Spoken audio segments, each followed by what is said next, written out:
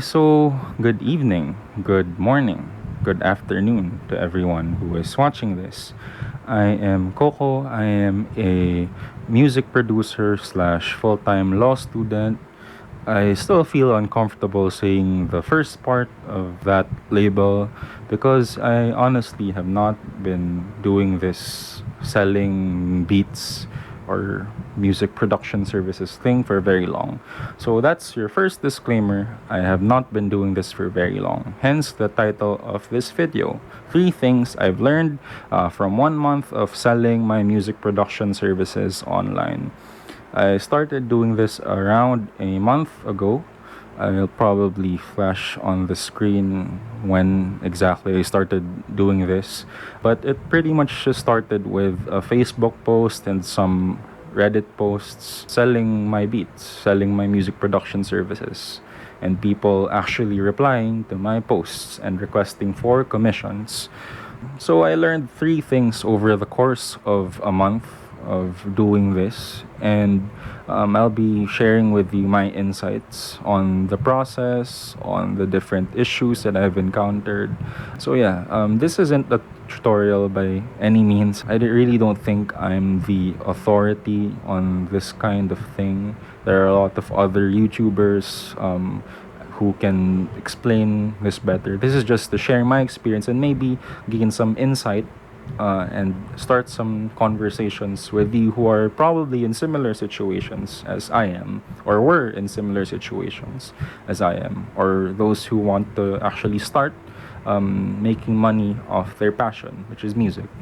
So the first thing that I learned was to know my worth, know your worth as an artist. This is particularly hard for me because you can't really set a tangible price on music. You tend to just base it on what others are doing. And in my case, I really had no idea. I did very little research at the beginning of doing this. So I priced my songs absurdly low. If you want to know, I initially priced them at $6 or 300 pesos. Is that right? I don't know the conversion rate. I think that's roughly the rate when converted to Philippine pesos. I priced it around that range for a custom 0 to 2 minute beat. And I would spend roughly 2 hours to as long as 4 hours making this. When I posted a listing on Reddit showing my rates, actually, several people gave feedback that I was charging way too low for that and I should price them higher because music production is hard. And that's true. But I initially brushed it off because I thought, well, I really don't think I should be selling people beats that are so expensive, because who would buy that, right? Who in their right mind would buy music at a high price when they could have the option of buying it at a lower price? But this was the wrong mindset to have, and I really regret doing that initially. Because if you don't give value, the appropriate value that your work deserves, other people won't see that value as well. And when I started actually pricing higher, I found myself getting more legit, I guess, more clients that actually took me a lot more seriously, because I was giving rates that were still affordable by all means, but at least they could see that I was taking myself a lot more seriously. The value you assign to your music actually reflects on how other people will actually perceive it. So don't undersell yourself. Don't underestimate yourself. Because for all we know, you could be making songs that cost a lot more. Okay, that this goes, I guess, for any form of creative endeavor that you try to make money off of. You have to assign the right value to whatever it is that you're offering. One particular experience was actually making a sample pack for someone, and I spent roughly 8 hours doing this, and I only charged $5 because I was still going off the notion that I should charge by how long it all took. But I didn't factor in stuff like learning how to properly synthesize certain synth sounds or certain drum sounds, 808s and all that. And I had to kind of rethink how I priced and valued my own music after that, because I charged him like $5 for that, and he straight up told me that's a bargain. So if even your buyer is actually kind of questioning like why you're pricing your songs or services that way, you really have to rethink what you're doing. And you have to evaluate, is this worth eating up so much of your time? Are you getting the right compensation for the amount of work that you're doing? Try to look at the minimum wage rates, I guess, in your country or your state, and try to match at least or even go higher than what that rate is for the amount of work that you're doing. Because this is still work. This is still serious work that needs to be compensated. Okay, that's number one. Number two, you are working with actual people, so try to build relationships with them.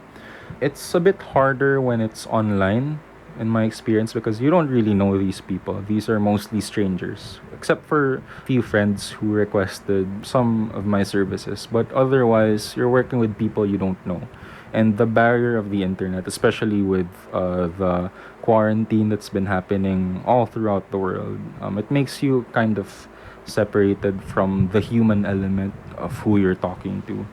You have to remember that there's a person on the other end of the email or the chat box, whatever, that you have to value.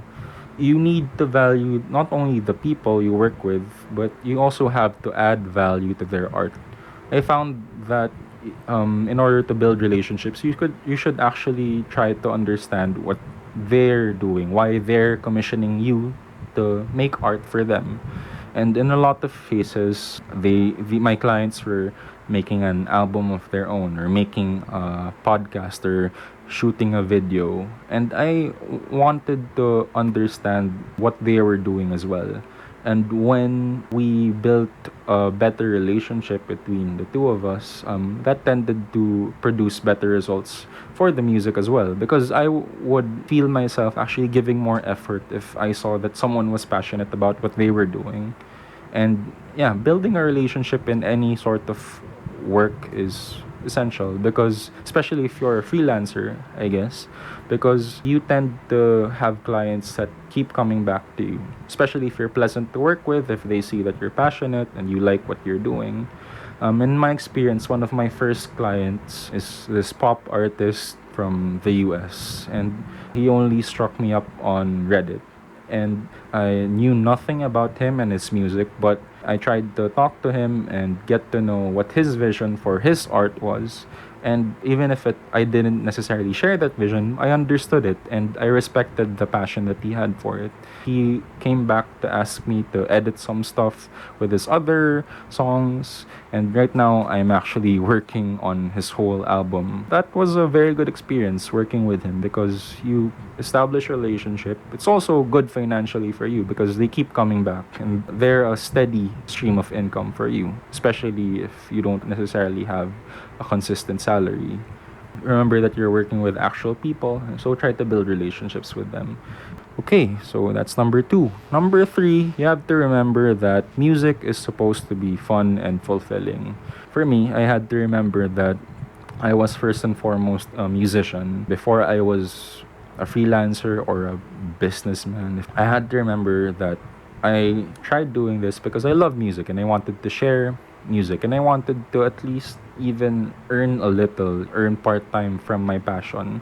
And it's blown my mind that I've been able to do that. But there are instances when you might feel like you're not being creatively fulfilled, you're not being creatively satisfied, you're not having fun, and it's important to take a step back, right? And rediscover that later on. This is particularly important because if you're passionate about what you do and you love it, in my case, it's music, it's making music. If you're passionate about what you're doing, it will really reflect on the kind of work that you do and the relationships you build with your clients and with other people. In my case, I remember I discovered music production because I used to listen to a lot of dubstep when I was around 12 or 13. And I'd borrow my mom's old laptop and make beats on GarageBand. And that was fun for me, and I learned so much from those experiences. And that really led me to further falling in love with making music, learning instruments, learning guitar.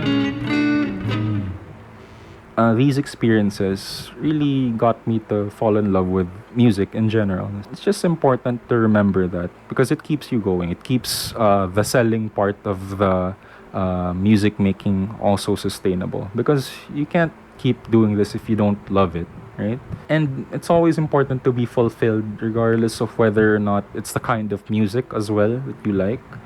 In my experience with this one artist that I am working with, I don't really listen to the kind of music that he requested from me, but I still felt creatively fulfilled.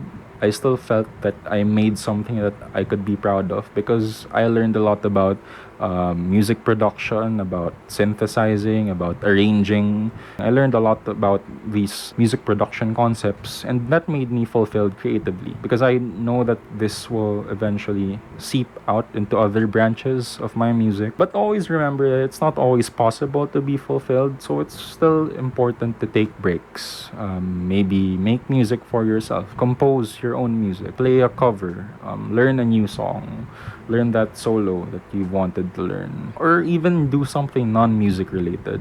As with any hobby, like, or with any relationship, you need to take a step back every once in a while to really rediscover your love for it. Like, spend time with your family and friends. Like, do things that you love, like watch a movie or watch a TV show, whatever. It can be a very taxing and consuming sort of work, music production. I've noticed, like, staying up till 3 a.m. just to finally get that right mix, right? It's very obsessive in some regards. So it's always important to take a step back for yourself and for your client as well, and for the integrity of your music. So yeah, those are the three things that I've learned: knowing your worth as an artist, building relationships with people, and being fulfilled with music. Okay, so that's it. That's all that I can share from my measly 1 month of making beats and selling them to strangers on the internet. So, what about you? Are you planning to sell your own music or your own art? Have you been doing this for a while?